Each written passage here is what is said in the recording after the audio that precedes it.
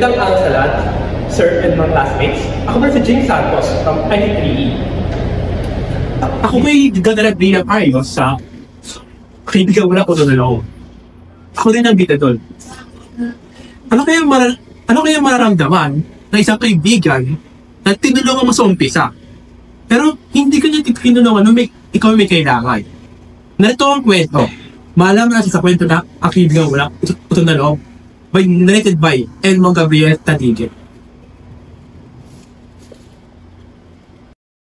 Sa isang universidad, may dalawang magkaibigang, sina Carlo at Leo. Mula pa noong unang taon nila sa kolehiyo, palagi silang magkasama sa pag-aaral, sa mga proyekto, at maging sa mga barkadahan. Si Carlo ay palaging nandyan para kay Leo, handang tumulong sa oras ng pangangailangan. Sa tuwing nahihirapan si Leo sa mga assignments o sa paghahanda para sa exams, si Carlo ang laging nandyan para magpaliwanag at tumulong. Isang gabi, isang araw, bago ang finals exam, hindi makapag-review si Leo dahil nagka-crash ang kanyang laptop. Lumapit siya kay Carlo. Ay, pre, pwede ko naman kaya ng laptop. Ano nangyari rin ako? Sila kasi laptop, kailangan na punta ko siya. Tapos sa akin, Kasi hindi ko na yung laptop ko. Kapag nila yung para makakailan ko ako. Nandito ko sa iyo. Nandito sa bahay. Ay, ganun lang kasi hindi ko malam kung hindi ay, basta yung kita na pala. At mga sa ako. sige. Hindi ako tulungan. Thank you.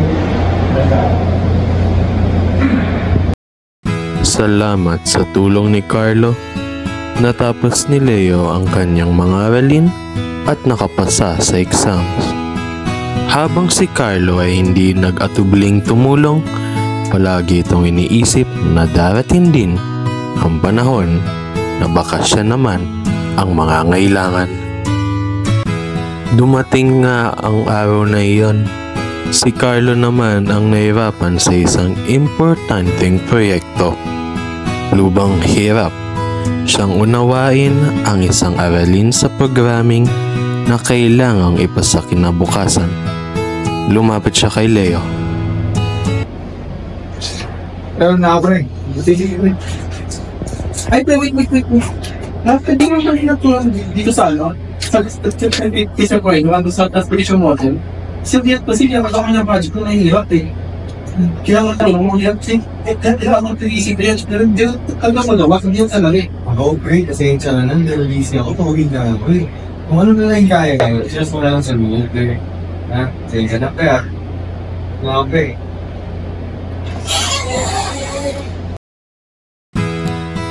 Nasaktan si Carlo, pero hindi na lamang siya nagsalita.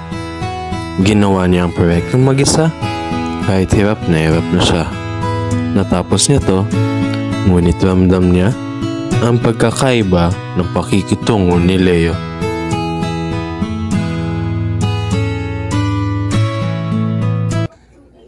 Sa ikalawang bahagi ng kwento, muling nagkita sina Leo at Carlo upang pag-usapan ang nangyari sa kanilang proyekto sa ilalim ng pamamahala ni Sir Froy.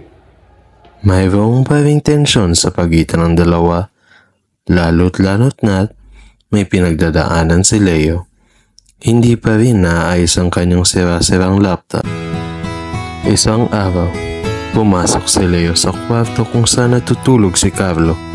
Dala ang bigat ng kanyang pagkabigo. Hindi maalis sa isip niya ang kabiguang dulot ng proyekto. At bumalik ang alaala ng kanilang naging sagutan. Nagpalitan sila ng masakit na salita noon at ramdam pa rin ang sugat na hindi pagkakaunawaan.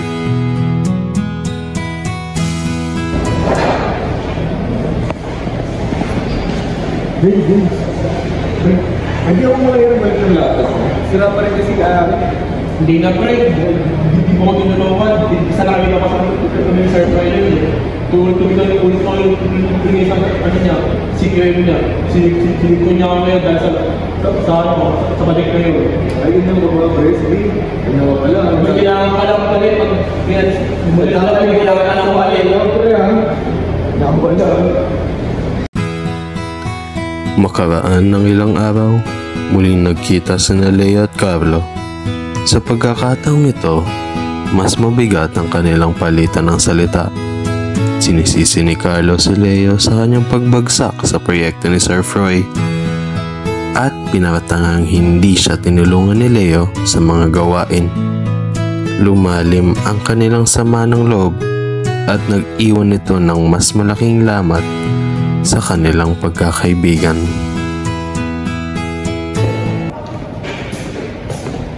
Salamat din po kayo, Sir. Hindi mo tinulungan ang pare ko.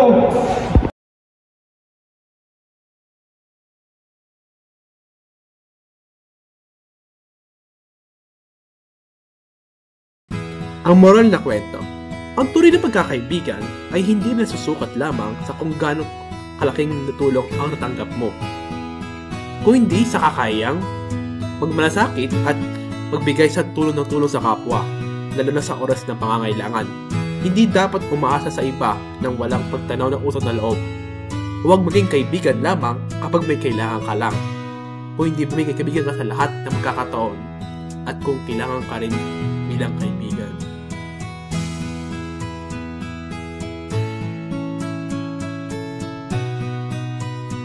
And his name is John C.